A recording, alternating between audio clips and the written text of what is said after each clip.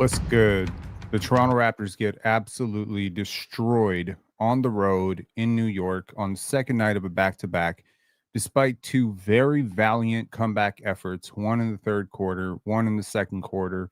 It wasn't enough. The Toronto Raptors run out of steam, and who could have seen this coming? Well, if you look at the injury report, no Jakob Poeltl means you are starting who at center exactly? Who was your center tonight? Scottie Barnes? Right. Okay. They're starting Mitchell Robinson.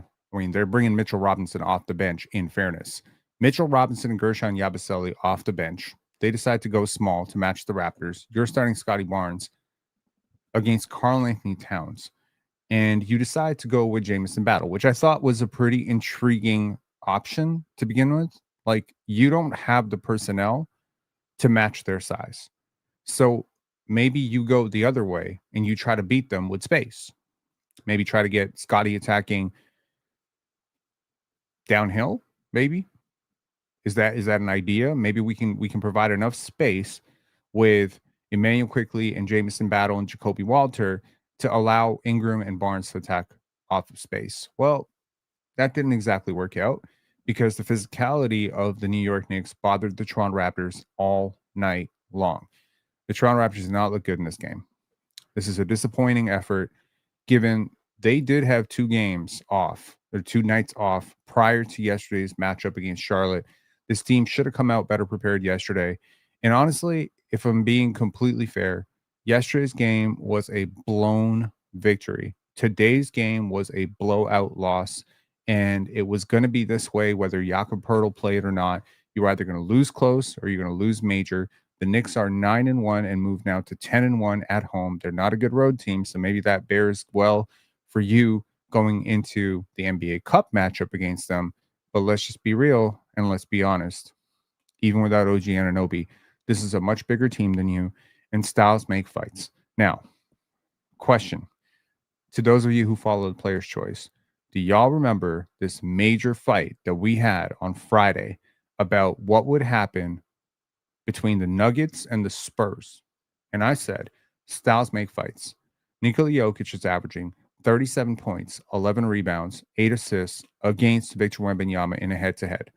It's not been the super efficient, but 55% from the field is a little bit down from his efficiency. I say styles make fights to say this. It doesn't matter that Wemby is a great defender. He's not a great matchup for Jokic, and Jokic just attacks him one-on-one. And because the Spurs think, hey, we have this great defender, Victor Wembanyama, we'll play Jokic one-on-one. Wemby creates a problem for Jokic's teammates, not for Jokic. And Mitchell Robinson creates a problem for the Raptors, period. Josh Hart creates a problem for the Raptors, period.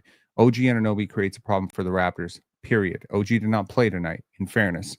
The Raptors do not have the size, the physicality to deal with this team. And I think that if this Jakob Poeltl thing is going to be an ongoing thing, then you are pretty much guaranteeing yourself a loss on the second night of a back-to-back, unless the second night of a back-to-back against the Washington Wizards. I do not think that this team is really capable of winning games without Jakob Poeltl. I do think they're capable of winning games without RJ Barrett. But when you take RJ Barrett and Jakob Poeltl off the floor, and you put together this type of game that Ingram had tonight, where I do not think Ingram played well. A lot of turnovers, 5 turnovers tonight. Let's take a look at the box score real quick. No film session today. If you want to call in, you want to talk trades, let's talk trades. How about this? This has been a kind of stinky couple games for the Toronto Raptors. Can we be real about that? This hasn't been fun, okay? This has not been fun to lose yesterday's game despite being up 17. And then to go into Madison Square Garden with the entire world watching in the largest media market with all the "are the Raptors real or not" videos all over the internet, and for the Raptors to get smoked like this. It's embarrassing, frankly. It's kind of embarrassing, okay? So maybe today's post-game show doesn't need to be this super heavy dissection of everything the Raptors did wrong. They lost by 22 points. They did a lot of things wrong. They got crushed on the offensive glass, destroyed. They couldn't keep anybody off. And every single time the Raptors made a run and got it to 5, got it to 2, got it to 3, there go the Knicks on another 20-2 run, 20-4 run, and it's over. And this team they're an older team. They're a bigger team. They're a stronger team. They're a more physical team. Everywhere across the board. Jalen Brunson wins the physicality matchup, right? Karl-Anthony Towns, Scottie Barnes, Cat wins the physicality matchup. He's got like 40 pounds and like 4 inches on him. He wins the physicality matchup. Mitchell Robinson, Gershon Yabusele coming off the bench. They win the physicality matchup. They weigh more than you. They have longer arms than you. They are taller than you. They are just bigger than you across the board. The Raptors roster as constructed right now has an upper limit to the types of teams they can beat. They cannot beat Portland. They cannot beat San Antonio. They cannot beat the New York Knicks. Shoutouts to the NBA Cup and our hopes being dashed before we even get there. They are not built to beat these teams because they cannot keep these offensive bigs off the glass. They can't beat the Rockets. They can't beat the Thunder. They can't beat big teams. Frankly, if Derek Lively's playing, they cannot beat the Dallas Mavericks either. So, look, you're getting crushed over and over by big teams. Every single team that has an athletic 7-footer is giving you major trouble. Okay? You lost to the Sixers. You lost to the Rockets. You lost to the Spurs. Now you've lost to the Knicks. It's pretty obvious what's wrong with this team. And what's wrong with this team is not that you don't have a star, because I have good news for you. After tonight, actually prior to tonight, Scotty Barnes, who I compared to Nafisa Collier in the offseason, to those of you who watch WNBA hoops, you realize what a huge compliment that is. Scotty Barnes is averaging 28 and 5 on 50, 40, 87. Didn't get to the line tonight. 86. 50, 40, 85. How many players in Raptors history can you say put that stretch together ever for even a 20-game stretch? This is 21 games now. This is a pretty efficient dude. 50, 40, almost 41 now. He's leveled up. He is top 12 in the NBA in box plus minus. He is averaging career highs across the board. Scotty is having an amazing season. Tough 36-0-0, 39.9 now. Is that for real? Because he got 18 tonight? He was just above 20 yesterday. I don't think it's 19.9. I think it's 20 flat. We rounded up. I don't think it's 19.9. It's probably like 19.97. We round that up. My point is, Scottie Barnes is having a pretty great season. Your bench is having a pretty good season. Overall, I think you got some talent. But unfortunately, you've got some redundant ass talent on this team. Okay? Redundant is that you have a whole bunch of small players who can't dribble, pass, and shoot. Okay? And if they can do one, they can't do the other. And if they can do two, they definitely can't do three. Jordan Clarkson can do all three. He can dribble, pass, shoot. Malik Monk can do all three. Keegan Murray can do all three. And if you so happen to have a player who can dribble, pass, and shoot, shout outs to RJ Barrett, he can't defend. Gradey Dick, dribble, pass, shoot, can't defend. You have very incomplete wings, and you have a lot of them, and you have a lot of redundancy across the board. You also don't have a backup center. Respect to Mamukelashvili, who put together a pretty solid effort tonight. You have a rookie tonight who looked like, in stretches, your second best player. Is it fair to say that Collin Murray-Boyles' compete level tonight was very impressive? Yes, it is very fair to say that. CMB has had a little bit of trouble scoring the basketball over the last few games. But tonight, against this mammoth team, it is him. It is him who routinely was on the court during those comebacks. That's your 9th overall pick. That is something to be happy about. Jonathan Mobo and Chucky Hepburn, shout out to Chucky Hepburn, making his NBA debut tonight, finally gets into a game. He ends up with 0 points. Mobo ends up with 2. They combined shoot 1 for 6. No problem. You got some defensive guys. Shout outs to Jonathan Mobo and Chucky Hepburn for being part of the best start in Raptors 905 history. They're doing amazing work down with the 905. Gradey Dick tonight. This ain't it. 2 points, looked totally helpless. Totally helpless. Okay? Ochai Agbaji had a pretty good game. If I'm being honest, Ochai had a pretty good game. Got fouled a couple times. I think he played reasonably well, and he was also on the court for some of those big runs. Jamison Battle. That starting lineup did not work. The Raptors decide to pull the plug on it. A few minutes into the first quarter, they pull the plug on it when they get down big. In the second quarter, they don't go to it again. In the third quarter, you're thinking, okay, well, we've learned our lesson. That lineup probably didn't work. Darko has been pretty famous for doing this, where if the starting lineup didn't work or starting unit didn't work, he doesn't go to it again. He went to it again. And after 2-3 minutes, he pulls the plug on it again, and the Raptors go on their little run. Look, it wasn't working. For whatever reason, it doesn't work. Maybe it works with RJ in place of Jacoby because you have the driver, and Jacoby right now is just not as good an offensive player as I would have expected him to be at this point. He is a better shooter than I think he's shown so far. He is a very good defender, but he is not a complete player. He's not a complete basketball player right now. He has trouble seeing advantages. He has trouble moving the ball. The passing has not been great. And his scoring process, especially his dribble creation, hasn't been great either. He's competing his butt off. He's getting around screens. He's doing his best. Scottie Barnes, the box score sort of fools you. He really disappeared in the second half. He had 14 points, I believe 14 points or 16 points in the first half, 2 in the second. Totally ran out of gas. Layup short, three-pointer short. There was a comeback where the Raptors, I think it was 67-70. And it was right there. Scottie Barnes is the one who misses the layup and then proceeds to miss the corner three. Scottie ran out of gas. But you know what? If you're going to run him out there against Embiid and you're going to run him out there against Karl-Anthony Towns, maybe this is what's going to happen. Okay? Nah is a good defender. Well, he's not a bad defender. I'll tell you that. They're doubling BI.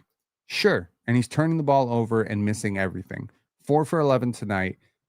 What was it? 10 for 26 last night, including the turnovers and the missed pass and the crappy defense. Brandon Ingram has had a hell of a 2 games. Hell of a 2 games. Okay, just awful. The elephant in the room is very obvious. The Toronto Raptors need Dayron Sharp. The Toronto Raptors need a big off the bench who can set screens and replicate some of Jakob Poeltl's production. I have been getting increasingly warmer and warmer on Jakob Poeltl as the season has gone on. I remember when we traded for him, I wasn't very happy, but as I did his film breakdown for the Spurs, I said, this is a poor man's old man Tim Duncan. When I say that, I mean not the Tim Duncan from 2001, 2002, 2003 that colored your childhood.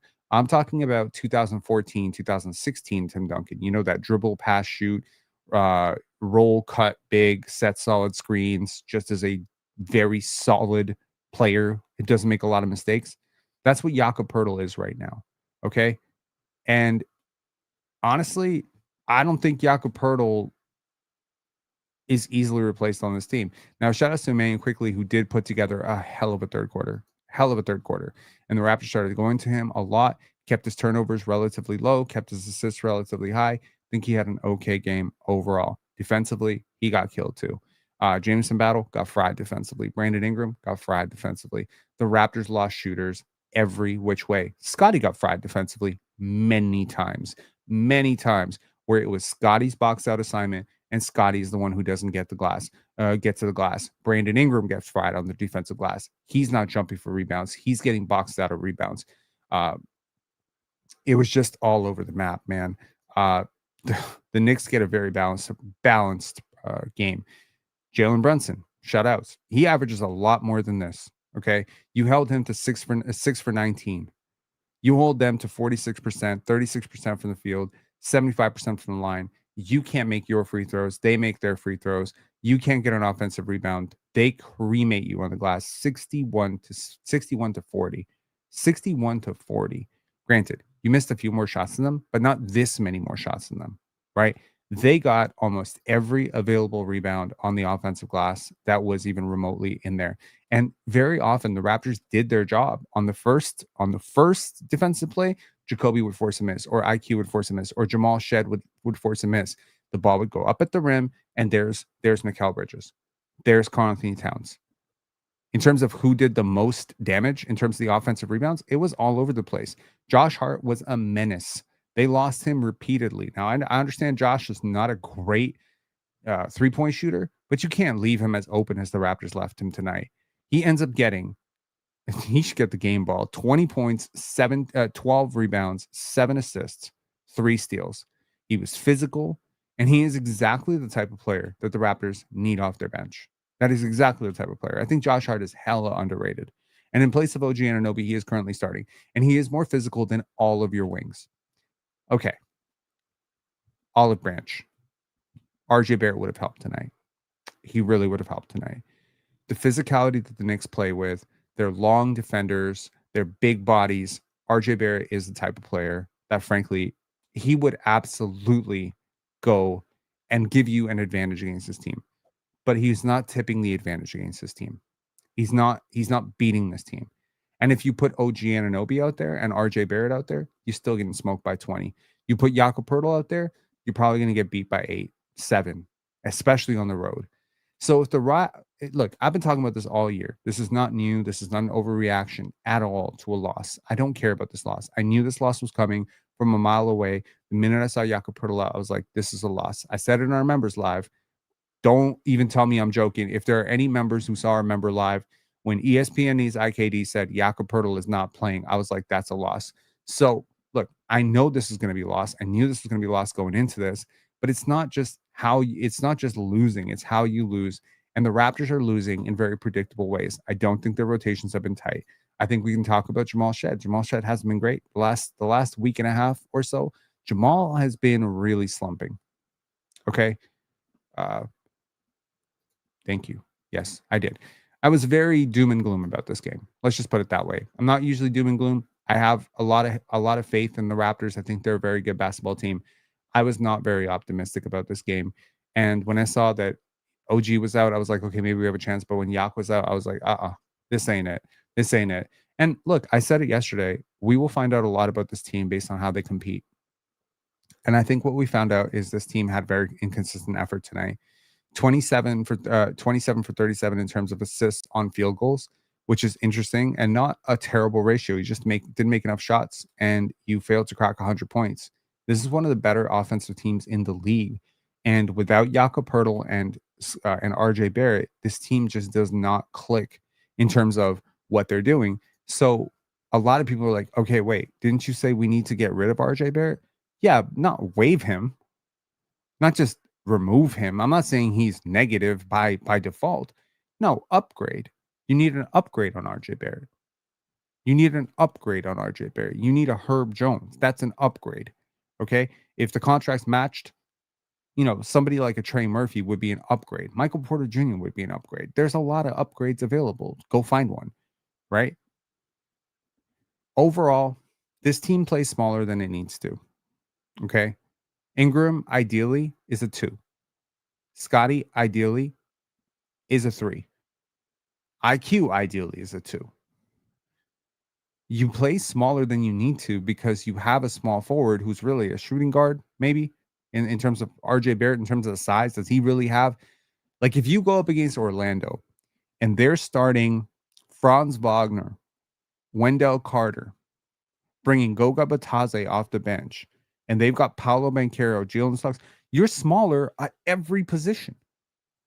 You're smaller at every single position. The Magic are no one's definition of a juggernaut. If you face the Miami Heat, which is another team that is heating up in the Eastern Conference, pun intended, they got Khalil Ware, Bam Adebayo. You're smaller across the board. And then they have, Andrew Wiggins. Now you're smaller at the 3, right? RJ Barrett versus Andrew Wiggins. You are smaller in that matchup. Davion Mitchell versus, okay, you're a little bit bigger there, but let's just say Davion's not starting. And then you got Norman Powell and let's say Tyler Hero. Let's say that's the starting lineup. Now they have decided to go small. Jaime Jaquez coming off the bench. You think Gradey Dick's going to have a fun time with Jaime Jaquez? This team is small. I just feel like looks like Ingram is too tired to play defense. That's fair. I will remind you that Brandon Ingram played a whopping grand total of 18 games last year. He has played 21 games this year already. The Raptors, right now, it's okay. It's okay. These losses are expected. They were going to come. It's perfectly fine. The sky is not falling. The previous 9-game win streak, 13 or 14, that is not wiped out because you lose these 2 games on the road. The Raptors are one of 4 teams in the Eastern Conference, even after tonight, that have a winning record on the road. Winning above 500. Not below 500, not 500. Above 500, there are 4 teams in the Eastern Conference. It is not easy, typically, for young teams to win on the road. Young teams drop games on the road every single day. It is almost like a default. Okay. Mike Stone said, I told you guys about BI turnovers when doubled. Well, it has certainly been a problem. We should have kept Brandon Carlson.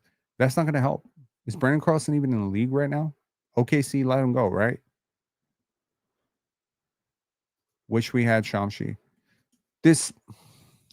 You don't just need any big body. You need the right big body.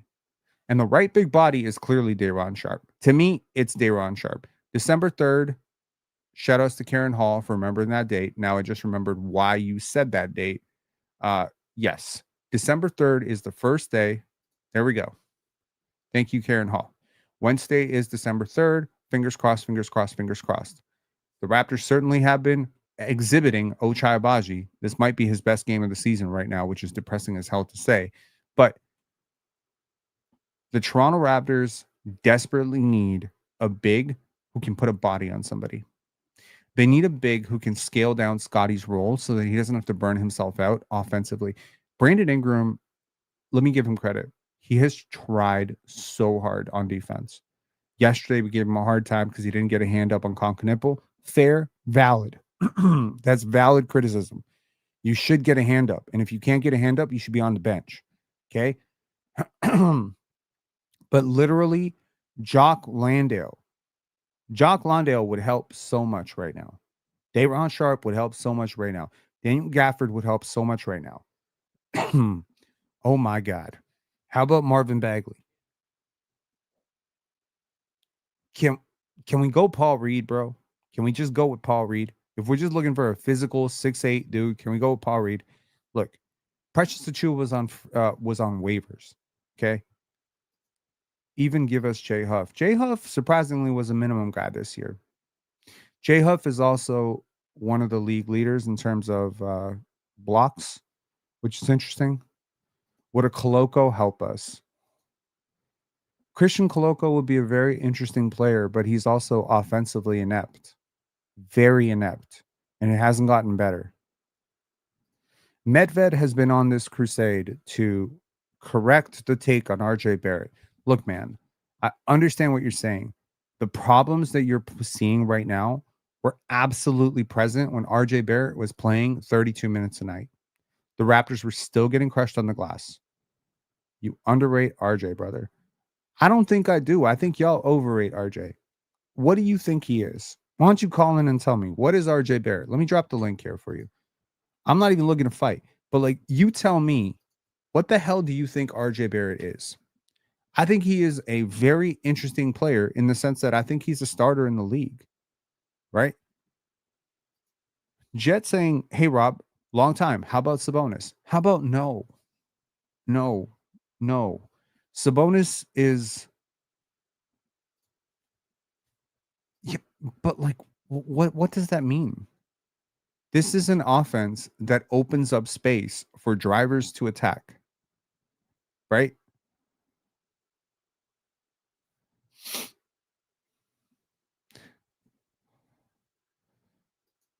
Fun fact, the Raptors actually did trade for Drew Eubanks in that Thaddeus Young trade and then immediately waived him. That's funny. Look, I understand there's like a sense of panic. Like, the Raptors need a big body. Yes, they do need a big body. They don't need to parse out 3 first-round picks to get that big body. That certainly is not it. They don't need to go for the wrong big body. But yes, like a Jonas Valanciunas would help a lot. And Jonas Valanciunas is, I would love to tell you, like 15 years ago, I would say Jonas Valanciunas doesn't grow on trees. Today, Jonas Valanciunas does grow on trees. You can get a live body who can set screens and roll hard pretty easily. Now, Red Salute saying RJ is a role player. He is absolutely a role player. Because what is the alternative? That he's a star? We've needed a big for like 2 years. Look, the league is getting big and physical. The Raptors getting crushed on the offensive rebound. Like, even through their hot shooting, which you knew was going to level out, they have absolutely been crushed on the glass more often than not. And when they get crushed on the glass, like when they lose this rebounding, this might be impossible to get right now. If I'm being honest, Ivica Zubac is hard to get. right? You would need to give him like a couple of picks, if not more. What about Drummond? Andre Drummond is dumber than like an eraser. Okay. Like he is not, no, it doesn't work. Who is better, IQ or Mike James? Are you talking about Raptors Mike James? Mike James in all other stops across the league? We talking Detroit Mike James? Or are you talking EuroLeague Mike James?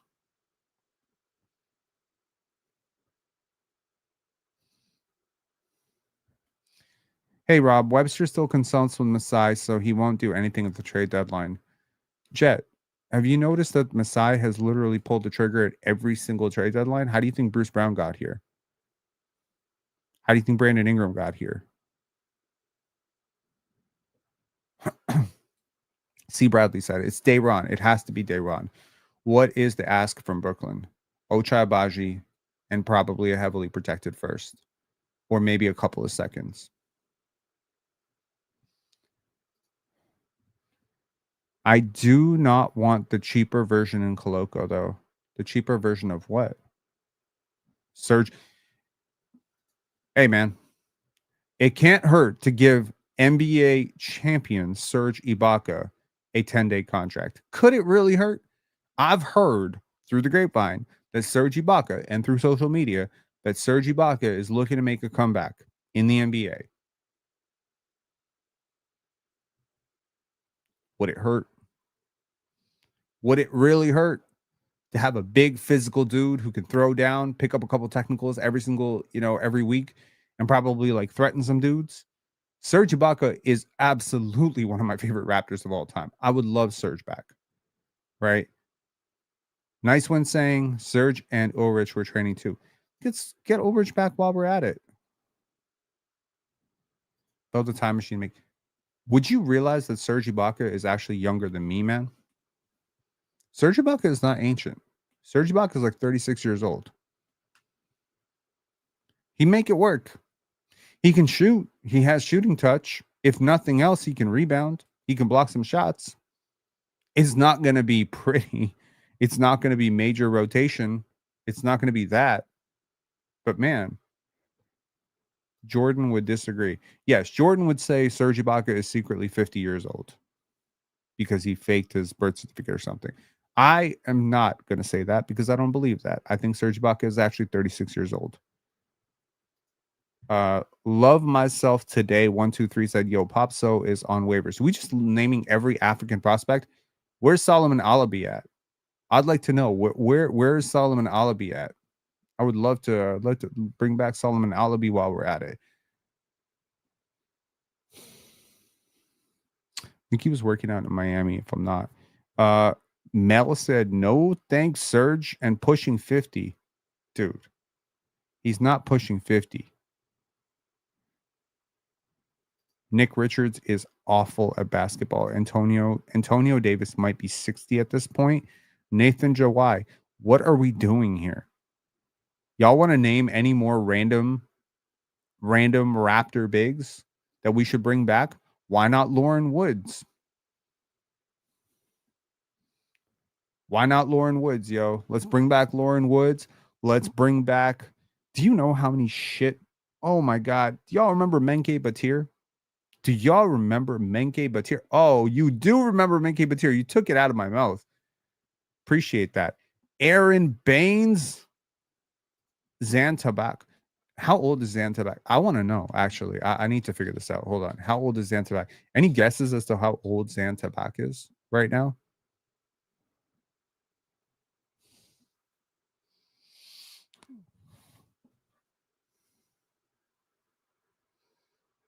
He is 55 years old, bro. 55. Crazy. Rasho Nesterovich is amazing. I loved Rasho. I have fun stories, personal stories about Rasho. Really funny.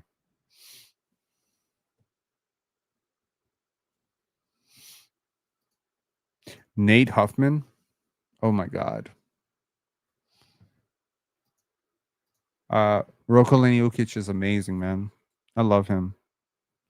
Rasho with no Chris Bosh playing. AC Earl. Okay.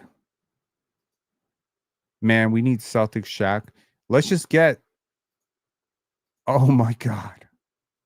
Tyler Hansbrough. Rafael Arujo.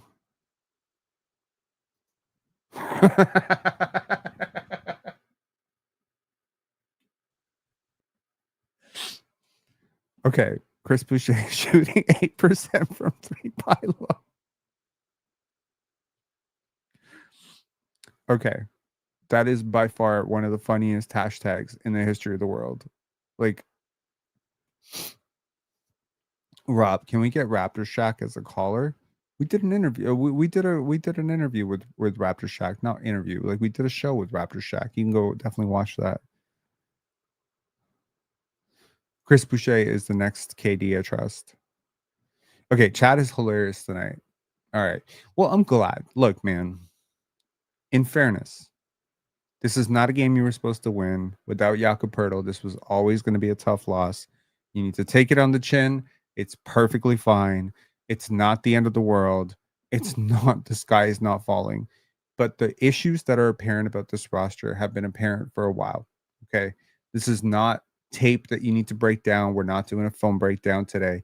The Raptors got obliterated on the glass. If you want to watch the Raptors get obliterated on the glass, go watch NBA.com highlights. You will see time and time and time again. Put back, drive, open three, open three, open three, put back, drive, open three, open three, open three. It was just over and over. It was repetitive. It was rinse, repeat, rinse, repeat. They've got two really good players in Karl-Anthony Towns and Jalen Brunson. And frankly, it opens everything up for Josh Hart, Mikal Bridges. Look, this has to be a perspective moment for the Toronto Raptors, right? I'm not saying you can't take things away from this loss. You can. You can learn from it. You can move on. This was a hangover game. This was a back-to-back. This was a scheduled loss, whatever you want to say. And if the Knicks had let you get back into this, you might have even won this game. But you didn't win this game because you simply got outsized. And I'm gonna leave it at that. You did get outsized. You can learn a lot from these games because, frankly, I think you're going to learn the same thing that you could have learned from some of your wins. You're a small team. You're a small team, and without Jakob Poeltl, you become miniature, right? And starting Scottie Barnes at center, I don't want to see that shit again. Find a backup big, right? You remember your bet with awful coaching. I actually don't remember my bet with awful coaching, but I would love if you could tell me what my bet with awful coaching was. I'd love to get him back on here. I'm gonna go hit him up. Was it that if the Raptors are a good team this year, he has to come and apologize or something to Darko Rajakovic? Was that it? Let me know. What was it? I do remember that. It was a funny episode. Oh my God. Mike Stone, are you Jahlil Okafor's, are you his agent? Are you trying to get this to happen?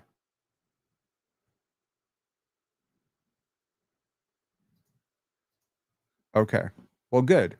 Maybe I should cash in on that little apology before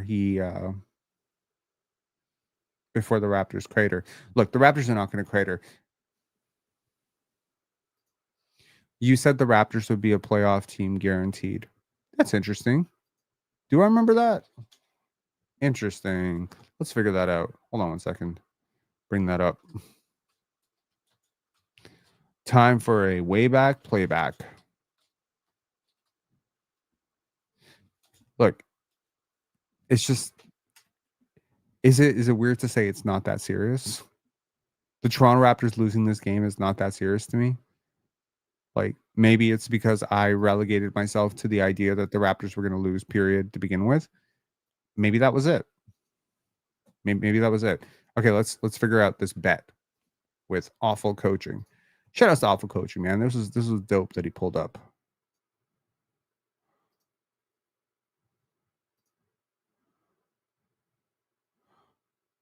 Might be, Free Dawkins. Yeah. Call with him. The weirdest shit. And yeah, it's always weird, man. Is that? I can't say. I've recently found out that one of my favorite Knicks of all time. Your live stream, so we'll do it. Done. I'm not gonna lie. I obviously let AC know I was right. He was wrong.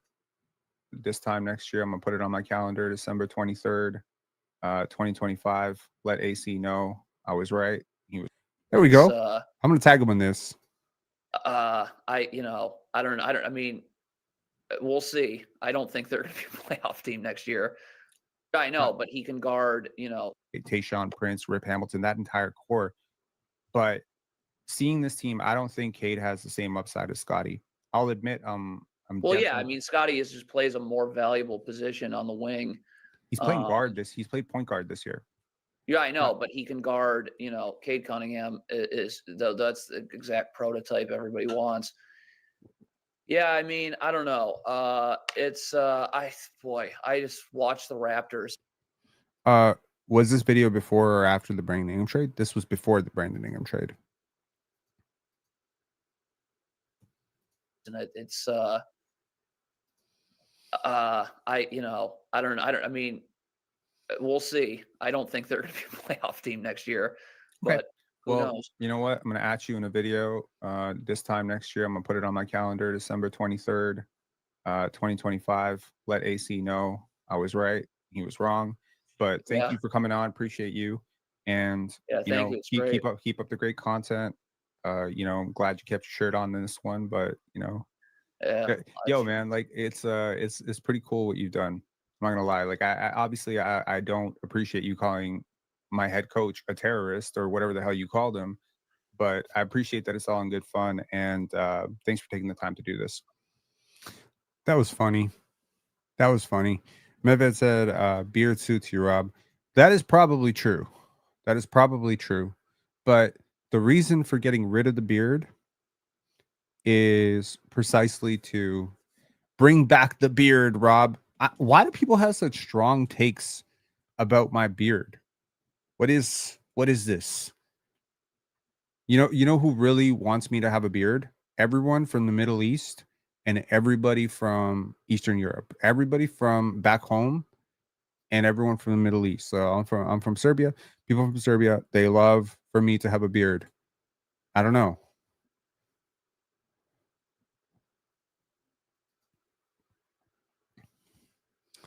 Rob, you need to bring back the beard and lose the hat. Why do I need to lose the hat? The hat defines me. Bring back the beard or I unsubscribe. Do you not see a 5 o'clock shadow? C. Bradley said, nah, clean shaven clears, and I'm Eastern European. Where in Eastern Europe are you from? Are you South Eastern European? Which is to say, are you from the land of the Southern Slavs, like we are, or are you like one of those Northern Slavs? Because I gotta be honest, C. Bradley is not inspiring a lot of Eastern European confidence here.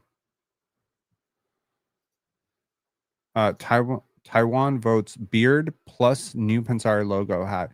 Listen, man, that's funny. First of all, you can't vote for all of you cannot vote for all of Taiwan by yourself. The hat stays. Puma is such an underrated brand.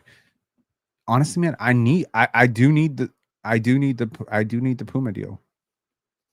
I'm Canadian, but parents from Croatia. That's cool, man. I'm born in Croatia. That's dope. Yeah, Rob, drop some merch. Would it be copyright infringement if I drop the Puma hat as my merch? I'm pretty sure I'd get sued for that, right?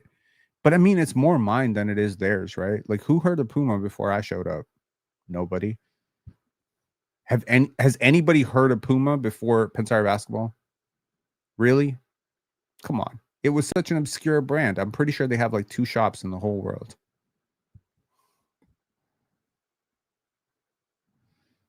Grow a mustache. David Shiner from the Jays. See? Nobody. I would buy a cap with Story of Everything or a Pensar logo. That's dope. That's absolutely dope.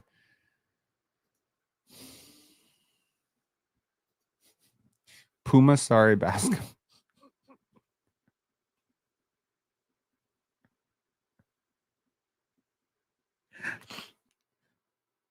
I think that's 2 times that I've really laughed. And this is a fact. I think it's on my Wikipedia page. I mean, I wrote it myself, but like I think it's on my I'm pretty sure this is a fact. James Naismith stole the idea from me. He was my professor. I told him about basketball, and then he started with his whole peach basket bullshit. He wanted to call it he wanted to call it peach ball. Bro was tripping. He was on that peyote. He was high as fuck. So, do you wear the cap off camera? Wouldn't you like to know? No, I do not. Well, sometimes I do. Sometimes I do. Get my man some. Oh man, on the real, I do want to thank y'all. I do want to thank y'all. This was one of our best months ever in terms of from an ad revenue standpoint, from a membership standpoint. Big shout outs to Pepperjack, Karen Hall, ESPN Needs IKD, Daryl. Big shout outs to our callers, man. We are entering the final month of our year, and obviously I believe in what Brian Macon said. I believe in finishing the year strong. So does Scotty Barnes. You can expect that train to continue. But yeah, man, I think PVR Q4Q said, I'm wearing Puma track pants right now, the brother of Adidas. Is Puma the brother of Adidas? That's interesting. Actually, you know what I do want for real? I want a FUBU hat to wear on the panel. That would be dope.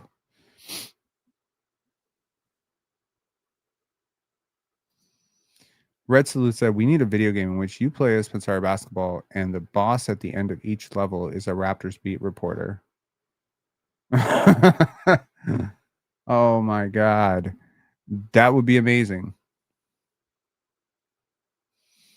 Isn't RJ a Puma athlete? Okay, in fairness, I got this hat before RJ signed to Puma. Okay. But I think he is. You are correct. I also have Under Armour shoes. And I'm pretty sure I bought the Under Armour shoes after Steph signed with Under Armour. This is a funny live after a tough loss. We need this. Absolutely. Look, something like reflective that I've noticed is sometimes you need to just laugh at it. You started Scottie Barnes against Karl Anthony Towns, and they brought Mitchell Robinson and Gershon Yabusele off the bench.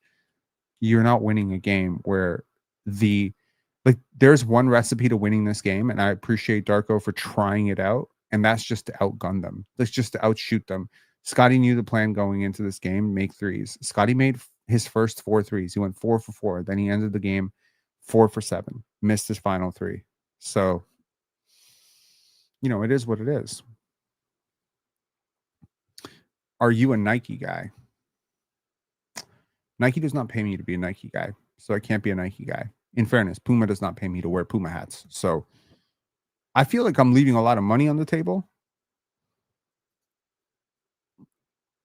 He did all right. But so here's the thing. The cascading effect is that while Scotty can guard an Embiid or a Jokic or a Karl Anthony Towns, you put so much weight on him and so much pressure on him to guard those guys, not only guard those guys, but out rebound those guys on the offensive glass, keep them off the glass. What ends up happening from that point on is basically he becomes useless as the roamer. So he can't help you. And that's his greatest gift as a defender, right?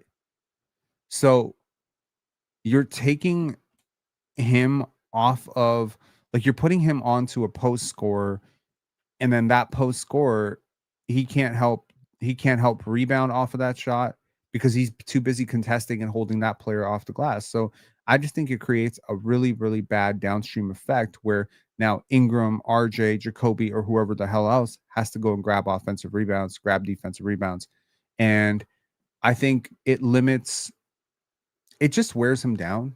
It's physically demanding to give up, 30, 40 points. Like I will say this. I was a guard. I don't know if you can tell that from the everything about me and how I talk about the game. I was a guard. And for the most part of my life, I was a big guard. Like I was 5'10", 5'11" when I was in grade 8. So I was big and I was pretty strong.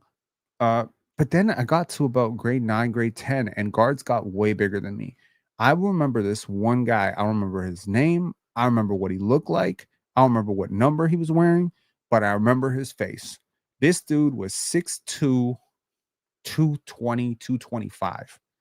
He was about he didn't go to the NBA, but he had the same build as like Lou Dort, okay? But he was a point guard for some fucking reason. Dude, when I tell you, I was so useless this game. Every time I tried pushing up on him, he abused me. The physical toll of playing against someone with that Julius Randle, Zach Randolph, even Scotty Barnes to some extent, but not as much because I don't think Scotty uses the physicality as much. Carlos Boozer, DeMarcus Cousins, Boogie Cousins, so Nikola Jokic, like this sort of big, tough, physical, keeps pressing on you, keeps pushing on you, that type of guy. The physical toll on a person, especially a person who is 20, 30, 40, 50 pounds less, it's just force. Okay. Like, to put this pretty simply, and I've never heard anyone in basketball talk about this, do you feel exhausted after lifting 20-pound weights? Probably not. Do your arms feel really sore after you curl 50 pounds? A little bit. But if you curl 60 pounds and you're not some exceptionally strong bodybuilder, like if I went down to the gym right now, which is funny because I do have to go to the gym, I am going to lift 30 pounds, 30-pound dumbbells. I'm probably going to do 10 sets of 10. So we do 100 lifts, both arms. I'm going to do that with 30 pounds. But there's a 40-pound weight there and a 50-pound weight there. If I do that with 50 pounds, I'm not going to be able to lift my arm tomorrow because I'm not Scotty Barnes. So the same thing happens when you have to box out, press out, hold off, push off a guy who's giving you like 20, 30, 40, 50, 60 pounds. Is by the end of the game, you're just dead. And I have a feeling, like, it was funny because today on Playback, shout out to everyone who showed up on Playback. It was a horrible stream. I apologize. We couldn't get the Raptor stream rolling for the first 30 minutes. And then afterwards, we just had a really terrible time even staying on topic with the game because we were talking about a whole bunch of other stuff. So I apologize. That's why the live was a little bit delayed because I had to go back and watch the quarters that I missed on Playback. When you watch a player like Steven Adams, right? Like we were having this conversation on Playback as well. And we were talking about the Raptors' second ranked defense. And Ox said, like, I don't believe in that. They don't believe in defensive rating. And that's fair. That's fair. It would be criminal to not mention that the Raptors had an easier strength schedule last year. It would also be crazy to not mention the fact that, yeah, teams play down to the Raptors, right? Medved said 30 pounds. I'm lifting 10-pound dumbbells and struggling. Well, everyone starts somewhere, bro. I was doing 45, 50 pounds very comfortably in 2019. And the ladies were noticing. Got to get those cleanly defined arms, man. Got to get those cleanly defined arms. You definitely got to get those clean defined shoulders. But then after the pandemic, I was struggling with 25, 30. So what workouts do you recommend to a starter, Rob? Depends on your build, depends on who you are, depends on what you're trying to do with your life, with your body, depends on your height, your pre-existing strength. I would honestly suggest, if you want to just build up a little bit of endurance, get on a treadmill, put up the incline to about 14, get on that shit, run it about a 4.5 to 5, burn off about 250 calories, right? 2019 Penn was outside, eh? If outside is a euphemism for on the market, dating a different girl every single week, pretty much, yes. Yes. And I got locked down in 2020, and the whole world got locked down in 2020. So, we did it that way. Back and shoulders for the ladies. You get abs for the ladies. Okay. Yeah. So anyways, like my point is very simple. Like if you have a dude who is just pushing on you for about, 20, 40, 50 pounds, and you're giving up to that guy, you're going to be dead towards the end of the game, especially on the second half of the back-to-back. I'm not surprised Scotty had a really weak second half. Obviously came out with a lot of energy, tried to make some shots, tried to get on the glass, tried to push the pace. It didn't work out in the second half. The ball went to Quickley a lot more. Shed has to be a lot better. The defense has to be a lot better. Ingram has to be a lot better for this to work. RJ has to get back at some point, but then when he does get back, he needs to hit his catch and shoot shots. He needs to play better defense. Jacoby needs to figure his shit out as well. So there's a lot of things, but ultimately, like, you're not going to beat teams that have 50, 60, 80 pounds on you in the starting lineup. It's just not going to work out for you.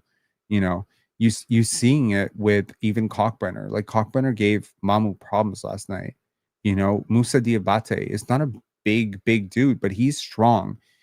I think the Raptors, like I said it in the beginning of the season, the Raptors lack athleticism and size, vertical pop at the rim. This is the biggest weakness.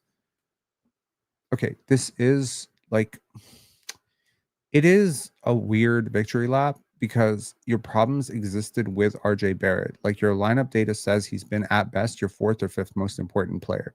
Like, at $27 million with a defensive liability aspect of it, the spacing liability, I think you can absolutely win without RJ Barrett. You won 2 games without RJ Barrett, and I don't see anyone victory lapping on that. Who would you rather keep, RJ or Quickley? Is neither an option? I would rather keep RJ. No, I would rather keep Quickley. Honestly, it depends on the day. I think from a basketball standpoint, like, in terms of archetypes, Quickley's archetype works better on this team. But in terms of, like, the player, I think RJ is better. In terms of the contract, I think RJ is better. But I can go either way. Exactly. And Immanuel Quickley, you know, shout outs to Immanuel Quickley. Like, you know, he got off, like, tonight. Like, you know, he got his shot off. He hit a whole bunch of threes. He was a huge part of that third quarter run that the Raptors made to bring it to within 3. Like, you were within 3. Like, you were right there. It's not like you just fell over in the first quarter and died. Like, you fought back twice. That's exhausting. But on the second night of the back-to-back, after you just played overtime, in which your starters were playing close to 40 minutes last night to try and eke out the win, without Jakob Poeltl, without RJ Barrett, this was just not going to be an easy one. I will say this, though, and it's something we haven't really talked about, which is I think teams are really getting up for this team right now, and I think this is a great thing. Okay? Silver lining, you want to be the team that people get up for. I said it before, you know, you want to be the oh fuck team. You want to be the oh fuck team because now you're going to get punched in the face. Get used to it. It's going to happen a lot. The Portland Trailblazers coming up, they're going to punch you in the face. The game you play against OKC, they're not going to sleep on you. You're a playoff team. That's the Toronto Raptors. That's Ingram and Barnes. They're a really good team. Don't sleep on them. They just won 9 straight. You have put the entire league on notice very early. You're not one of those teams like, if you remember the 2002 Raptors that just went on a crazy run to make the playoffs towards the end. That's fun. That's fun. But you sneak up on teams when you do that. When you ball right out of the gate and you stamp yourself as, we are one of them one teams, like, we are one of those teams that you need to deal with. And if you don't deal with us, we're going to come out there and we're going to stomp you. When you start putting yourself on a blast, you're basically blasting. This is an email blast to the entire league. Go scout Scotty Barnes' weaknesses. Go scout Brandon Ingram's weaknesses. Go extensively scout what Mamu and Shed and these guys are doing. And once those things are scouted out, now you have to go to counters. Now you have to make adjustments. I don't know if the Raptors have a counter or an adjustment to their deficiencies right now. What's the counter? Jump higher? Work harder? Like, I think the Raptors are pretty optimized in terms of how they've played. They've played about as well as they can.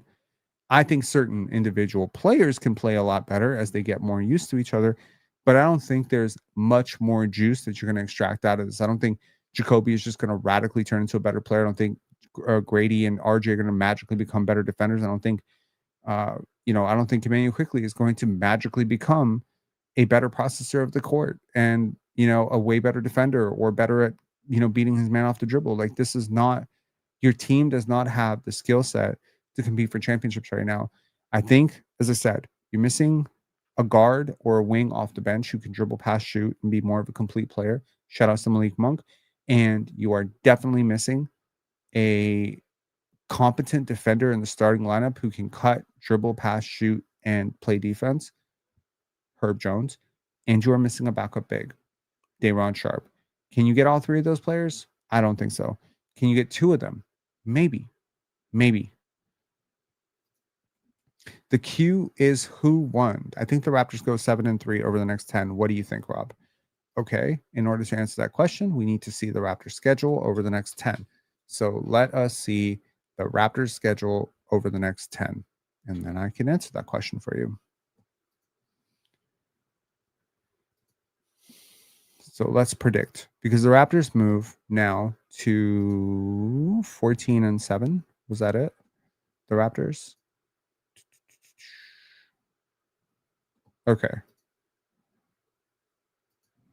So the Toronto Raptors are now 14-7.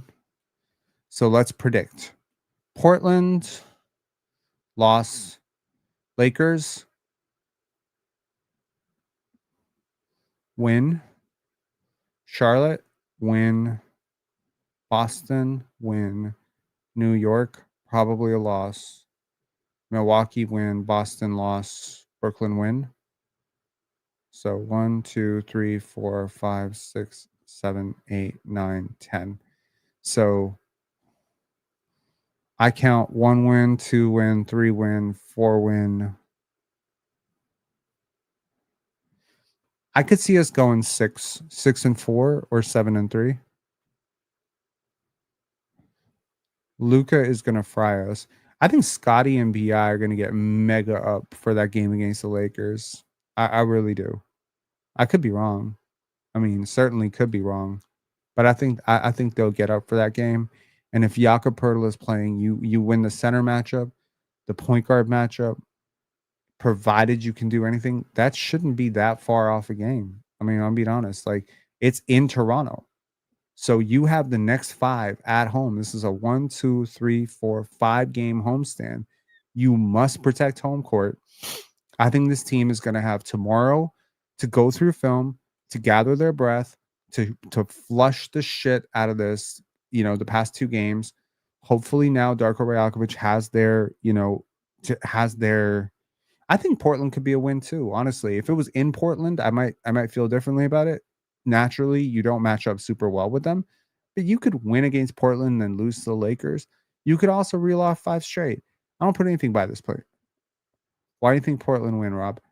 I mean, Portland win partially because Donovan Clingan is just that dude. Like, he's huge. Like, you don't have Deni Avdija is a really good basketball player, man. I don't think if Deni is matched up with Scotty, I don't think you have enough size up front to deal with their bigs. If Brandon Ingram is matched up with Deni, I don't think you have enough Brandon Ingram to deal with Deni Avdija. If you want my honest opinion, Deni Avdija is probably a better player than Brandon Ingram. He's going to win that matchup, like handily win that matchup.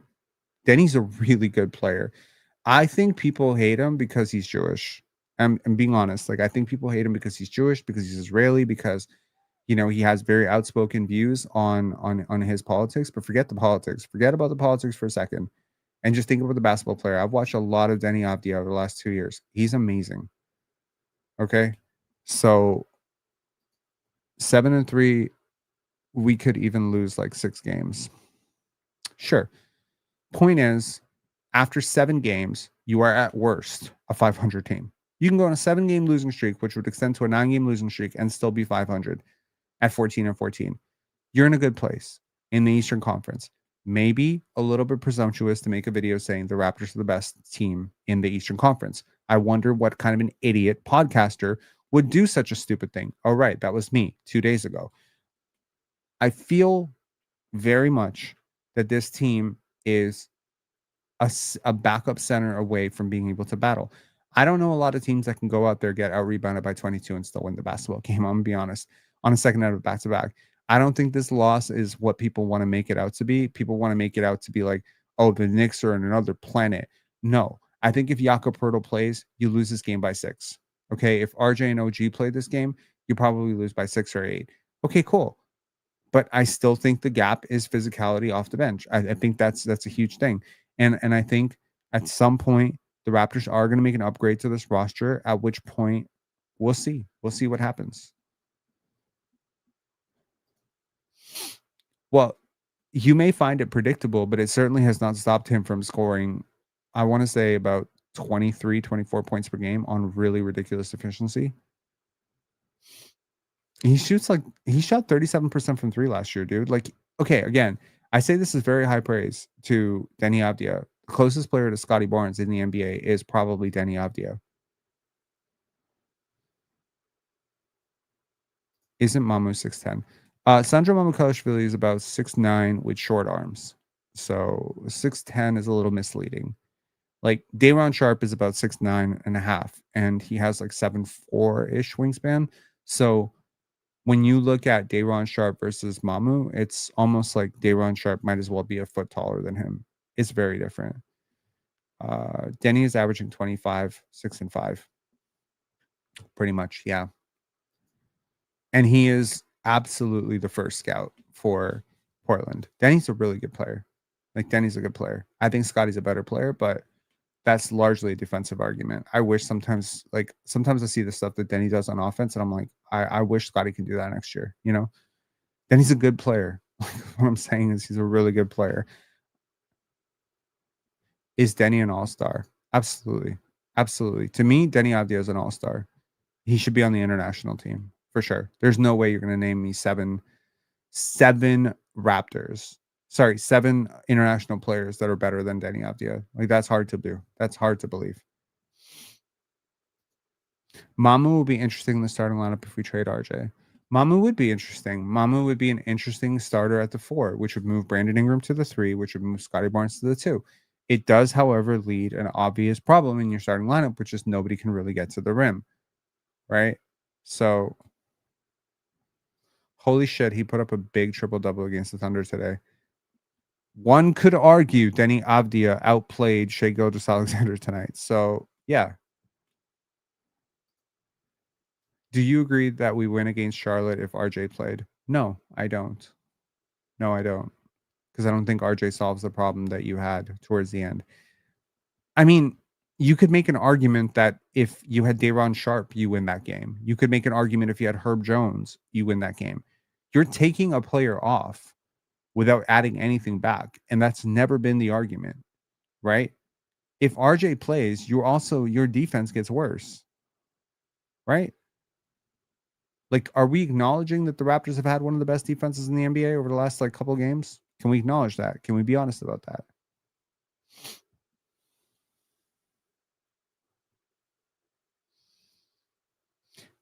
Bobby hanging out with Will Lou instead of making calls. Wow. We will see. Actually, we will see if it was Bobby Webster or Masai Ujiri.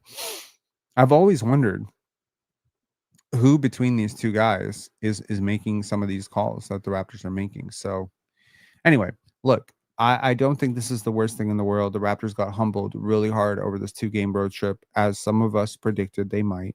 Now, yesterday, I remember, I think it was AG who called in, and he said, I predict that the Raptors are going to lose to the Hornets, and I think they're going to win against the Knicks. And I was like, I don't think they're going to win against the Knicks.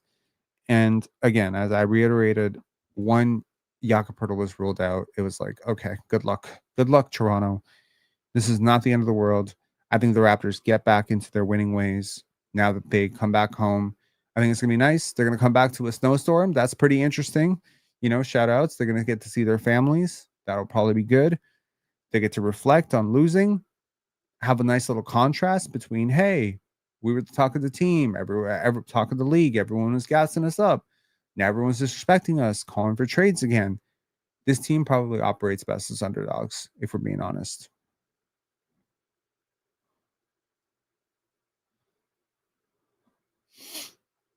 $31, 19, and 10.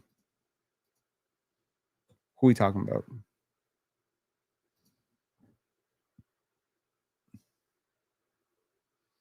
$31, 19, and 10. Yes. Deni Avdija. I hope Scotty is okay. Are you talking about that knee thing? It was really interesting. Like, he came down really gingerly. I think it might have been an ankle or a knee issue. And then the very next play, I noticed You know, they tried to throw him an alley-oop. I think it was IQ or Jamal Shed who threw him an alley-oop, and he just couldn't put it up, couldn't put it through.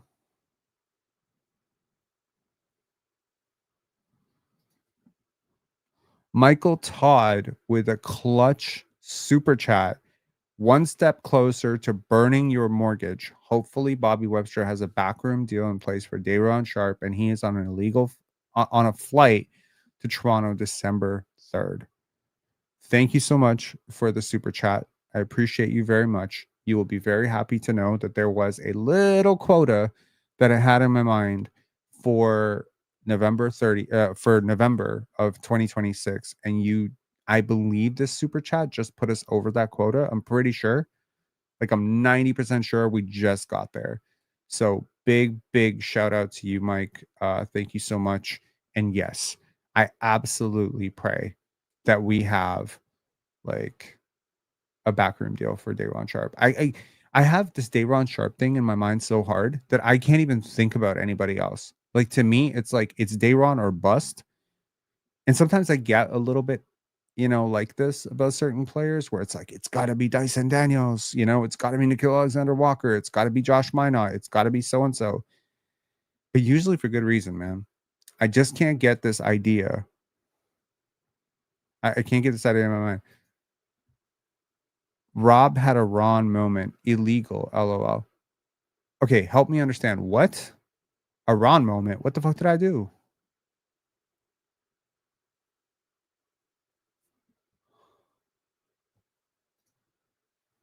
Oh, did I misread it?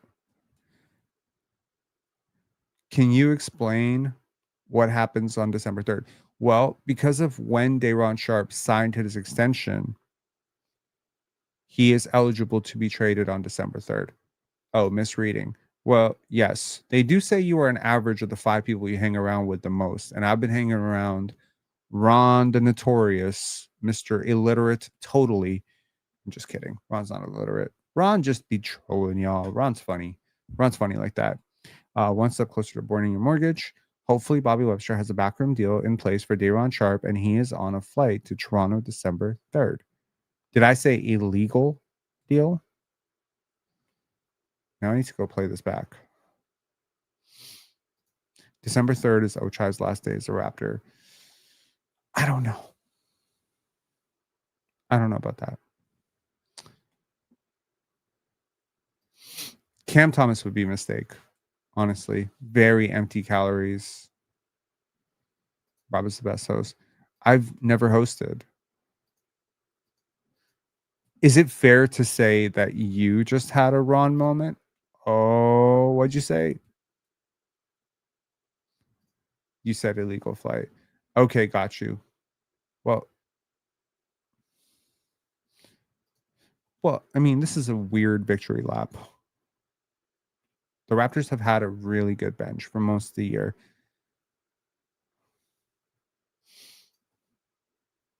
So we giving up Ochai and a pick.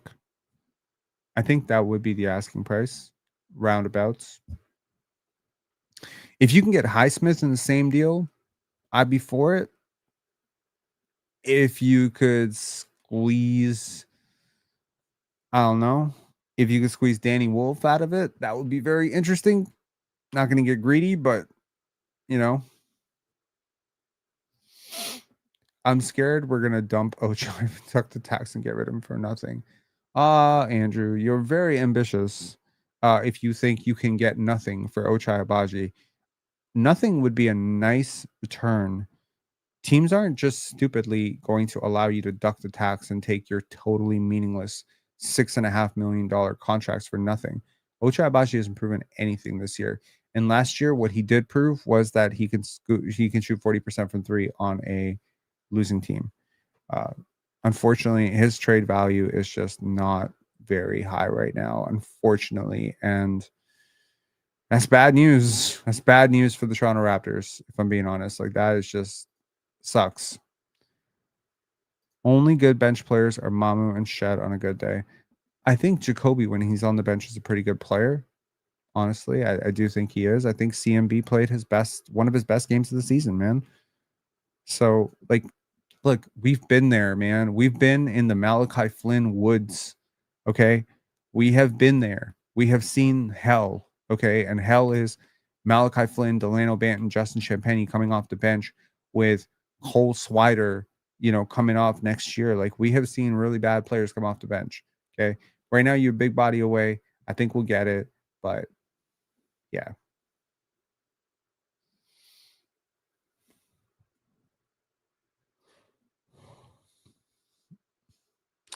Do you think it's unlikely Gradey will be anything at this point? Well, I mean, he is already something. He is a basketball player who plays in the NBA on a pretty winning team. And he is a positive spacer and he is a very talented player. I don't think it's fair to necessarily sell a player at 21 and just say this is who they are. But yeah, like, I mean, as the days go on, I lose any hope that he is going to be a star player of any sort. Like, at this point, I'm really hoping that he just becomes a really solid rotation player who can hold his own defensively.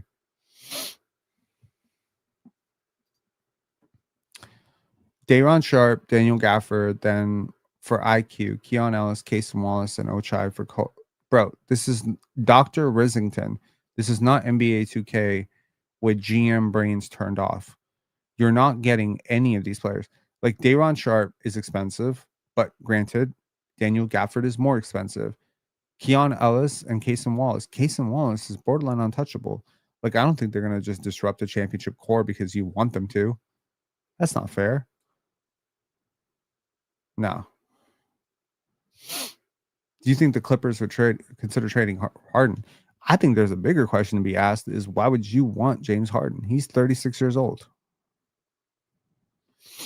When do the Thunder start selling? The day they have to and not a second sooner.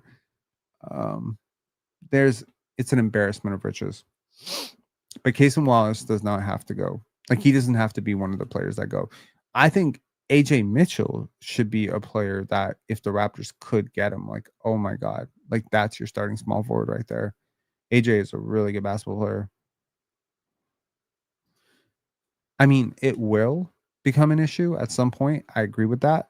They do have Topic. They do have Sorber. They do have a bunch of first-round picks. They might have AJ DeBonsa or Darren Peterson in this draft. So that's, shout outs to the Clippers for doing that shit. But I think that it is also worth noting that this is a team that they will pay the tax. I think at some point they will be willing to pay the tax because they're going to be a championship team. The value is going up.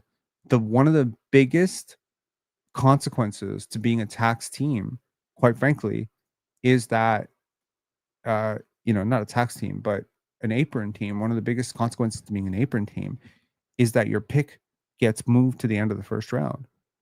The OKC Thunder are on the verge of stringing together back-to-back 70-win seasons, or close to 70-win seasons. Like, no, they didn't win 70 wins last year. They're on pace for about 71 wins right now. Okay, they've kind of looked a little bit shaky since J-Dub came back, but he'll round into form and they'll look fine. So I think the Raptors right now, maybe that's not the worst thing in the world, if we're being honest. Like, a lot of pressure being a first or second seed. I have a feeling, and this is just me kind of projecting forward, I don't think that the Raptors are going to be like a 50-win team. Somebody asked me this via email yesterday, and I made this video before the season. The Raptors are going to be a 50-win team. They're amazing, and I've had fun victory lapping that take many times. It's been fun because who doesn't like being right? But I think watching this team play basketball, the more I watch them play, the more I observe the holes, the more I see this Jakob Poeltl injury thing becoming a bigger and bigger issue. I think it would be fairer to predict 40, 45 to 47, 48. I think that's a fair, right? I think that's a fair place to be. And that's probably going to be a 4 to 5 seed. It's not going to be a number 1 seed. It's not going to be a number 2 seed. It's not going to be Cleveland. It's not going to be New York. It's probably not going to be Miami Heat. But you'll be battling with the middle of the East. It'll all balance out. You'll beat up on some bad teams later on. You'll probably, play 500 against average teams. I think the Raptors have already done a fantastic job this season. Fantastic job. You have 14 wins. Most people by now would have predicted you had 7. So you're doubling the expectation at this point. I don't think there's anything to cry about. The Raptors have not played their best basketball yet. They're going to be fine. I think at this point, you can just turn your focus away from trying to win every single game in the regular season at any cost and start thinking about maintenance. You did your job. The first 20 games have been a dream come true. You're amazing. You're 7 games above 500. You're good. I'm not saying coast and play 500 ball for the rest of the season. I'm just saying there's no need to burn Scottie into the ground playing centers, BI into the ground playing 42 minutes a night, trying to get him to play defense and offense, because one of these guys is going to get injured for a month and you're going to lose your season. So at this point, I'm not saying like necessarily load managing BI, load managing minutes. I'm not saying any of that. I'm saying at this point, you did your job.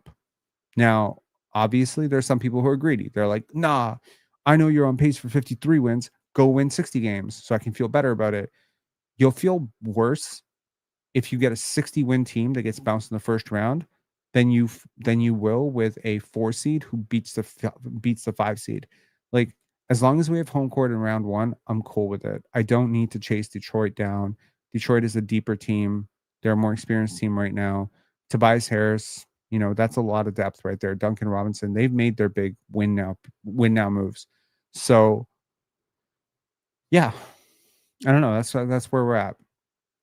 The Raptors need to focus on health, sustainability, and trying to find a way to play their best basketball later in the season. Like, try to play your best basketball around May. No, what am I saying? Wow. March.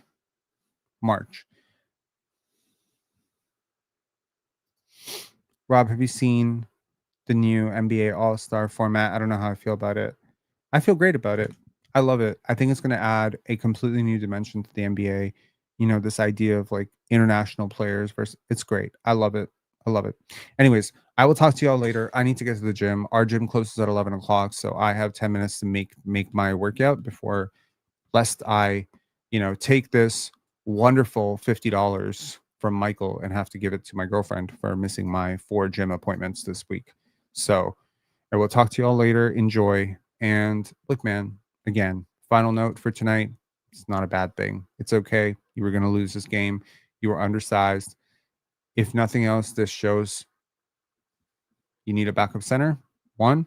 Number 2, hopefully humbles this team out, gets people to zone in, come home, take care of business. 5-game homestand to start December, moving into the holidays. Scotty believes in closing the year out strong. Let's close this year out strong. We are now 14-7. Who knows? Maybe we're talking in 2 weeks and we're 20-7. Now we're having some amazing conversations. So you got some big tests coming up from the West Coast. You got Portland, you got LA. This should be exciting. For a team that did not play well on this road trip. This should be exciting. And I think that good teams want to go up against good players. I cannot wait for Scottie Barnes versus Luka Doncic. I think that's going to be cinema. I think he's going to put together, like, he has a good squad now. Jakob Poeltl going to play that game, hopefully. Maybe RJ Barrett will be back. He's got a decent squad for the first time. He's facing Luka with a decent squad on his team, Luka's team. He loves going up against Luka. He loves going up against LeBron. There would be nothing sweeter than beating the Lakers, man. Nothing sweeter than beating the Lakers. I will talk to y'all later. Have a great night. And also, huge thank you, Michael Todd. I appreciate this. Our final super chat of November. And let us pray that December is the best month we've ever had. I'm gonna aim for it, man. I'll talk to y'all later. And also, big, shout outs to our community who support Pendance. Our Pendance prep started today. We're doing a pretty scaled down event Friday, Saturday, Sunday. If there are any games during that period, I'm probably going to miss them, but that's okay. Hopefully some of you will be able to come out to Pendance. If you are a member, I will do a members code for Pendance where your tickets will be 50% off. So if you're a Pensar Basketball member and you want to come to Pendance, your tickets will be 50% off. That's a little additional bonus perk. And your passes will be 25% off. So if you're a Pensar Basketball member, shout out to you. That's going to be really great. And I can't wait for Pendance, man. Pendance is like one of my favorite times of the year, every single year. I love it. So I'll talk to y'all later. Have a beautiful night. Peace. And make sure to like this video because a little birdie told me the ball bounces. Peace.